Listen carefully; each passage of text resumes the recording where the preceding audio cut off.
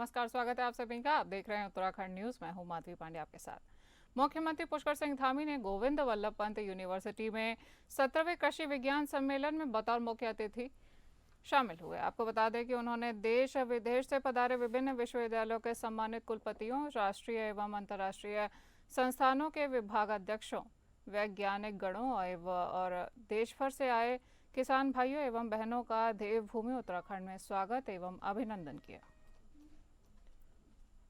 मुख्यमंत्री ने संबोधित करते हुए कहा कि यह हमारे लिए बड़े हर्ष का विषय है कि कृषि क्षेत्र का आधुनिकीकरण एवं कृषकों का उत्थान सुनिश्चित करने के उद्देश्य से आयोजित हो रहे राष्ट्रीय कृषि विज्ञान अकादमी के इस प्रतिष्ठित सम्मेलन को देवभूमि उत्तराखंड की पुण्य धरा में आयोजित किया जा रहा है। उन्होंने कहा कि ऐसे सम्मेलनों के द्वारा जहां एक और किसान भाइयों को कृषि से जुड़ी नवीनतम तकनीकों, शोध परिणामों एवं उत्तम बीज खाद आदि के विषय में जानने का अवसर प्राप्त होता है, वहीं दूसरी ओर यहाँ पर लगे विभिन्न स्टॉलों के माध्यम से उन्हें उद्यानिकी, पशुपालन एवं जैविक खेती जैसे कृषि की अन्य विधाओं के बारे में भी विषय विशेषज्ञों से महत्वपूर्ण मार्गदर्शन मिलता है। आपको बता दें कि मुख्यमंत्री पुष्कर सिंह धामी गोविंद वल्लभ पंत कृषि एवं प्रौद्योगिकी विश्वविद्यालय में आयोजित 17वें कृषि विज्ञान सम्मेलन में बतौर मुख्य अतिथि पहुंचे और उन्होंने देश विदेश से पधारे विभिन्न विश्वविद्यालयों के सम्मानित कुलपतिगणों, राष्ट्रीय एवं अंतर्राष्ट्रीय संस्थानों के विभागाध्यक्षों, वैज्ञानिक गणों एवं देश भर से आए किसान भाइयों एवं बहनों का देवभूमि उत्तराखंड में स्वागत एवं अभिनंदन भी किया। इन तस्वीरों में आप देख सकते हैं मुख्यमंत्री पुष्कर सिंह धामी बतौर मुख्य अतिथि गोविंद वल्लभ पंत यूनिवर्सिटी में 17वें कृषि विज्ञान सम्मेलन में सम्मिलित होते हुए। हमारे संवाददाता सत्यजीत सरकार जुड़ गए हैं फोन लाइन पर। सत्यजीत, क्या खास जानकारी है आपके पास? जी, आपको बता दें जिस प्रकार से इसमें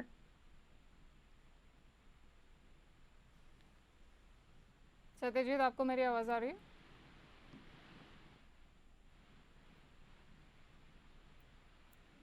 लगता है हमारा संपर्क टूट गया है सत्यजीत से। हम उनसे फिर जुड़ने की कोशिश करेंगे।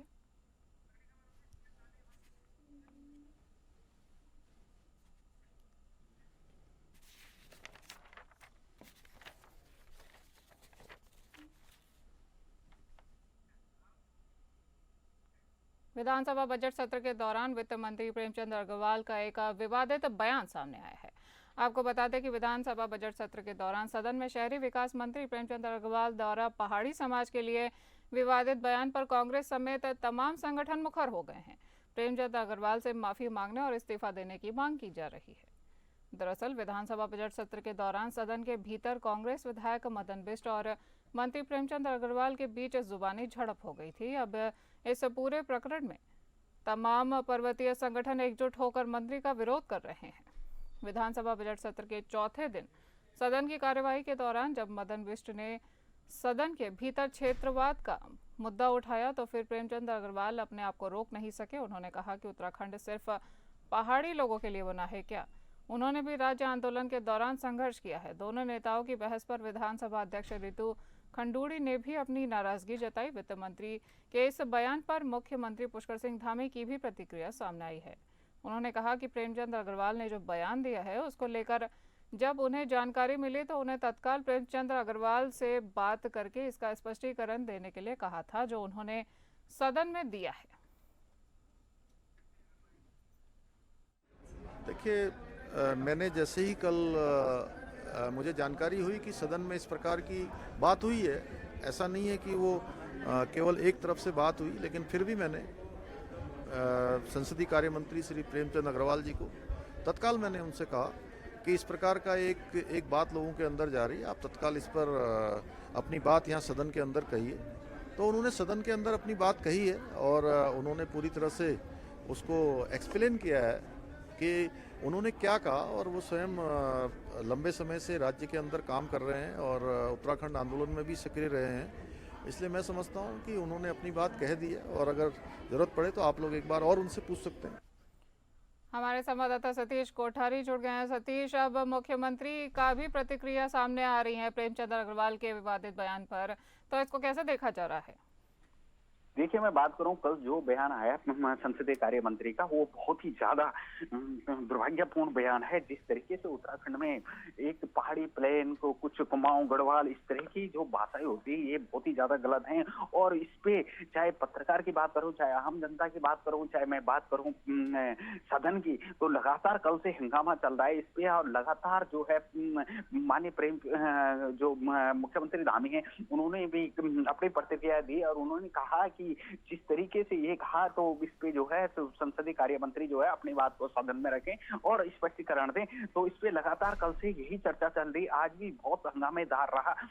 जो जब सदन शुरू हुआ तो इसको लेकर लगातार बहस चल रही है।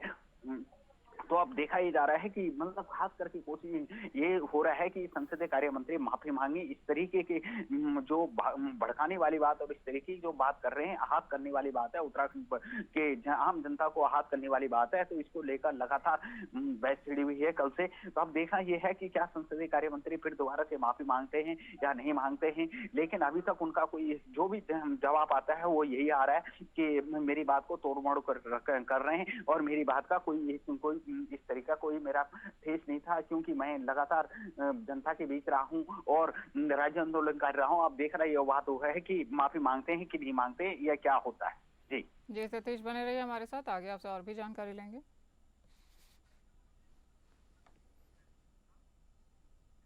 बजट सत्र के दौरान जहां विवादित बयान पर प्रेमचंद अग्रवाल पर लोगों की नाराजगी देखी जा रही है, वहीं पर अब इस पर सियासत भी तेज हो गई। आपको बता दें कि संसदीय मंत्री प्रेमचंद अग्रवाल ने जहां सदन के भीतर अपने बयान पर सफाई दी है, वहीं इस प्रकरण पर नेता प्रतिपक्ष यशपाल आर्य ने कहा कि सदन के भीतर संसदीय मंत्री की भाषा अशोभनीय थी, राज्य के अनुकूल नहीं थी, क्योंकि यह राज्य शहीदों की शहादत पर बना हुआ राज्य है। पहाड़ियों को लेकर संसदीय कार्य मंत्री का बयान निंदनीय है।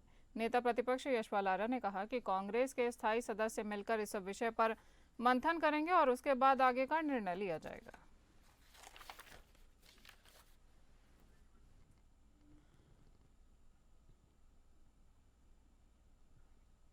हमारे संवाददाता सतीश कोठारी लगातार हमारे साथ बने हुए हैं। सतीश, अब प्रेमचंद अग्रवाल के विवादित बयान पर अब विपक्ष भी इस पर बहती गंगा में हाथ धो रहा है, तो मतलब विपक्ष के लिए कितना अच्छा अवसर है ये?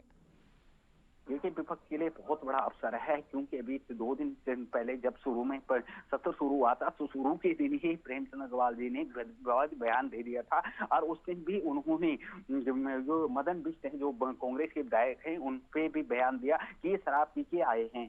तो इस तरीके के बयान जो है लगातार, जो सत्र को 4 दिन हुए नहीं और 4 दिन में इतना बड़ा हंगामा। संसदीय कार्य मंत्री जिनको की सदन चलाने की जिम्मेवारी है और जिनके ऊपर ये रहता है कि सभी विधायकों को संभालना, सभी मंत्रियों को संभालना, और एक संसदीय कार्य मंत्री हैं वो, तो इस पे इतनी बड़ी बात करना। 4 दिन पहले शराब पी के बोलना विधायक को, उन्होंने भी बड़ा जवाब मांगा। उन्होंने बोला कि मैं मानहानि का दावा करूंगा। फिर कल जिस तरीके से बयान आया, तो ये इस तरीके से कल जो बयान आया प्लेन और गढ़वाल के मामले में, इन पे इतनी बड़ी बात कहनी, तो इस पे बहुत ही ज्यादा दुर्भाग्यपूर्ण है। और इस तरीके की बात करना जो है, सभी विधायक और कांग्रेस में लगातार हंगामा काट रही है आज, और कोई भी मंत्री या विधायक जो है प्रेमचंद अग्रवाल के साथ खड़े नहीं दिख रहे हैं इस मामले को लेकर। जी सतीश, तमाम जानकारी के लिए धन्यवाद।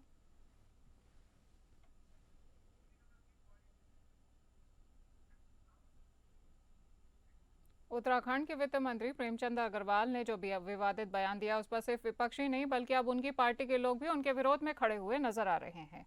आपको बता दें कि पूर्व राष्ट्रीय संयोजक भारतीय जनता पार्टी के वीरेंद्र जोयाल ने खुलकर उनका विरोध करना शुरू कर दिया है। वीरेंद्र जोयाल का कहना है कि जिस तरह से पहाड़ियों पर गलत टिप्पणियां की जा रही हैं, ये सही नहीं है। उन्होंने कहा कि उत्तराखंड राज्य आंदोलन के दौरान उत्तराखंड वासियों ने पृथक राज्य बनाने के लिए जेल गए और लाठियां भी खाई और कई लोगों ने अपनी शहादत भी दी, जिसके बाद हमें यह उत्तराखंड राज्य के रूप में मिला है। जिस तरह से पहाड़ के लोगों के लिए अभद्र भाषा का प्रयोग किया जा रहा है, गाली गलौज की जा रही है, मैं इसकी कड़े शब्दों में निंदा करता हूं। वीरेंद्र जोयाल ने कहा कि वो प्रदेश के मुख्यमंत्री पुष्कर सिंह धामी और विधानसभा अध्यक्ष रितु खंडूड़ी से आग्रह करते हैं कि इस पर लीपापोती नहीं होनी चाहिए, इस विषय पर कठोर से कठोर कार्यवाही होनी चाहिए।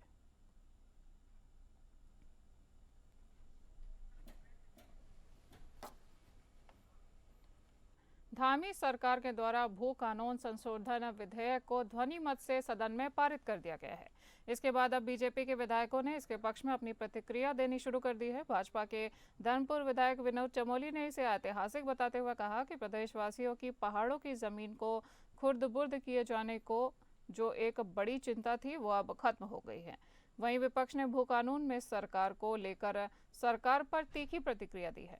मंगलौर से कांग्रेस विधायक काजी निजामुद्दीन ने कहा कि इस कानून में कुछ कमियां थीं, जिसके चलते पक्ष ने सदन में इसे प्रवर समिति को भेजे जाने की बात रखी है, लेकिन सत्ता पक्ष ने इसे ना तो जानते हुए सदन में पारित करवाया है और सत्ता पक्ष ने उसमें उनकी बात नहीं सुनी है।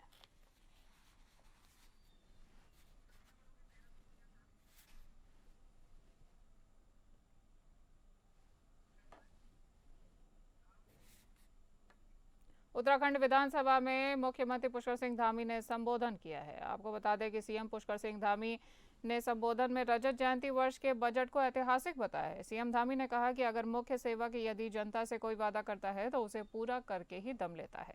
विधानसभा में सीएम धामी खूब गरजते हुए दिखे। सीएम ने कांग्रेसियों पर भी निशाना साधा। उन्होंने कांग्रेस के समय में भ्रष्टाचार को भी याद दिलाया। मुख्यमंत्री ने अपने संबोधन में राज्य की प्रगति और भविष्य के लिए तय किए गए लक्ष्यों का स्पष्ट खाका प्रस्तुत किया है। वहीं कांग्रेस की पिछली सरकारों की असफलताओं और भ्रष्टाचार के काले अध्याय को सदन के समक्ष बेनकाब भी किया है। सीएम ने संबोधन में कांग्रेस पर जमकर प्रहार किया है।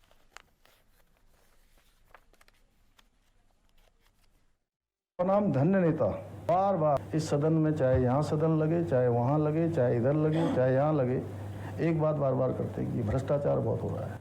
कुछ लोग ज़्यादा ही परेशान रहते हैं जो अपने ज़माने में अपने घरों से बैठकर शराबों की दुकानों के ठेके बांटा करते थे या खनन पट्टों की बंदरबाट करते थे और डीएफओ पर गोली चलती थी, कहीं डंपर चढ़ जाया करता था। ये सब उस समय बहुत होता था। इतना ही नहीं, कुछ ऐसे महान नेता भी हैं जिन्होंने नियम 58 को सहारा लेकर एक और बड़ा सा कागजों का पुलिंदा बना दिया। थोड़ा तू ले ले भाई, थोड़ा तू ले ले, थोड़ा तू ले ले, और सबको थोड़ा थोड़ा बांटकर और पूरे सदन का 2.5-3 घंटे, कल भी वही, मैं रिकॉर्ड देखता हूँ जी, कल भी वही था, परसों भी वही था, हर दिन उसी पर चर्चा होती और होता बार बार वही है, रिपीटेशन। सम्मानित सदन को बताना चाहता हूँ कि उत्तराखंड के इतिहास में पहली बार भ्रष्टाचार पर यदि किसी सरकार ने निर्णायक कार्रवाई की है तो ये हमारी सरकार है। कहीं भी एक भी भ्रष्टाचार का मामला आएगा तो उस पर हम कार्रवाई करेंगे। सीएम धामी का भू कानून पर बयान सामने आया है। वहीं पर निवेश के नाम पर भू कानून और भूमि खरीदने की सीमा को भी सीएम ने तय किया है। आपको बता दें कि प्रवेश में निवेश के नाम पर उतनी ही भूमि खरीदने की अनुमति होगी जितनी जरूरी होगी। नया कानून लागू होने के बाद खरीदी गई भूमि का तय सीमा के अनुरूप उपयोग नहीं होगा तो ये सरकार में निहित हो जाएगी। सूत्रों के मुताबिक कैबिनेट में मंजूर भूमि संबंधी विधेयक में ये प्रावधान किया गया है। माना जा रहा है कि 12.5 एकड़ से अधिक भूमि की सीमा हटाए जाने के प्रावधान को रद्द होने के बाद भूमि की अंधाधुंध खरीद पर भी अंकुश लग सकेगा। बता दें कि 2018 में त्रिवेंद्र सरकार और औद्योगिकरण को बढ़ावा देने के उद्देश्य से उत्तराखंड जमींदारी विनाश और भूमि व्यवस्था अधिनियम व्यवस्था 1950 में बदलाव किया गया था। तत्कालीन सरकार का तर्क था कि तराई क्षेत्रों में औद्योगिक प्रतिष्ठान, पर्यटन गतिविधियों, चिकित्सा और चिकित्सा शिक्षा के विकास के लिए निर्धारित सीमा से अधिक भूमि की मांग है। इस कारण कई प्रस्ताव लंबित है। इसके लिए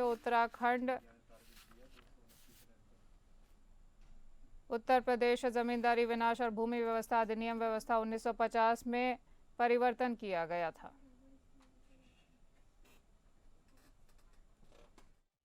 भू कानून इस राज्य के लोगों की भावनाओं के अनुरूप उसको प्रावधानित किया गया है और लंबे समय से राज्य के लोग भू कानून की मांग करते रहे हैं, कानून की बात करते रहे हैं, कुछ प्रावधानों की बात करते रहे हैं। उसके लिए हमने पिछले सत्र में जो हमारा गैरसैंण में आयोजित हुआ था उसके बाद से लगातार जो हमारे हितधारक हैं, हमारे स्टेक होल्डर्स हैं, उन सभी के विचार लिए हैं। राज्यवासियों की सबके विचार जानने का हर तरह से प्रयास हुआ है। उनके सुझावों को भी लिया गया है। अनेक लोग जो हमारे राज्य के अंदर अनेक क्षेत्रों में काम जिन्होंने किया है, अनेक अनुभव प्राप्त किए हैं, विशिष्टताएं प्राप्त की हैं, उन सभी के साथ हमने भराड़ीसैंण में, गैरसैंण में भी हमने एक बैठक आयोजित की थी।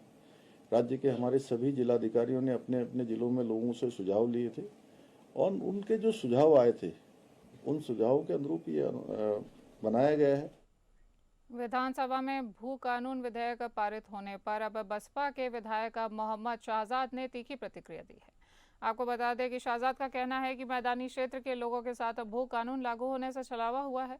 हरिद्वार और उधम सिंह नगर दोनों बड़े जिले हैं और अब इन दोनों जिलों में कोई भी बाहरी व्यक्ति आकर कई बीघा जमीन खरीद सकता है और वो उसका उपयोग अपने हिसाब से कर सकता है, जिससे बड़े उद्योगपतियों को इसका फायदा होगा और गरीब होता जाएगा।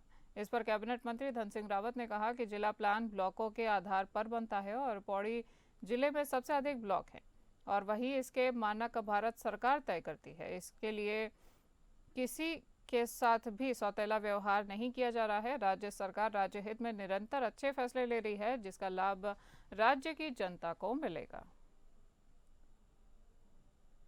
जब से भारतीय जनता पार्टी की सरकार आई है, हम सतत विकास में जो है नंबर 1 पे हैं। हम लोग एक सशक्त भू कानून लेके आए हैं। हम लोग नकल कानून लेके आए हैं। हम अपने राज्य में यूसीसी लेके आ रखे हैं। अब हमारे विपक्षी विधायकों को ये डर सता रहा है कि 2027 का क्या होगा, इसलिए वो कुछ भी बोल रहे हैं। लेकिन मैं कह सकता हूँ कि हम सबका साथ सबके विकास की अवधारणा पे काम कर रहे हैं और हमारे मुख्यमंत्री जी, हमारी सरकार अच्छा काम कर रही है और जितने सवाल जो है विपक्ष के लोग पूछते हैं हम उसका अक्सर से जवाब देते हैं। पूरी तैयारी करके सदन में आते हैं और हम लोग काम कर रहे हैं, इसीलिए हम सदन में हर सवाल का जवाब भी देते हैं। बजट पेश होने के बाद में अब भाजपा सांसद त्रिवेंद्र सिंह रावत ने व्यापारियों के साथ कार्यक्रम किया। सांसद ने अलग अलग वर्गों से संवाद कर उनकी प्रतिक्रिया ली है। केंद्रीय बजट को लेकर सांसद त्रिवेंद्र सिंह रावत ने सिडकुल में उद्योगपतियों के साथ बजट पर बात की है। सिडकुल के निजी होटल में बजट को लेकर कार्यक्रम का आयोजन किया गया। इस कार्यक्रम में सभी क्षेत्रों के उद्योगपतियों ने शिरकत की। कार्यक्रम के तमाम भाजपा नेता मौजूद रहे। सांसद त्रिवेंद्र सिंह रावत ने व्यापारी वर्ग को बजट के प्रावधानों के बारे में बताया। इस दौरान व्यापारियों के सुझाव भी लिए गए।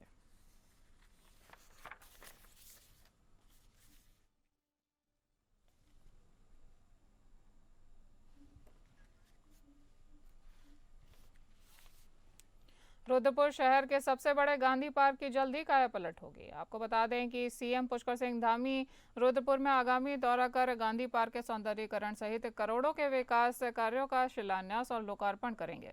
सौंदर्यीकरण की योजना को लेकर महापौर विकास शर्मा ने जिला विकास प्राधिकरण और नगर निगम के अधिकारियों के साथ गांधी पार्क का निरीक्षण किया।